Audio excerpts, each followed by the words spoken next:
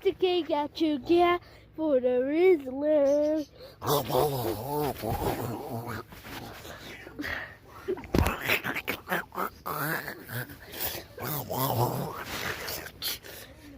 Why?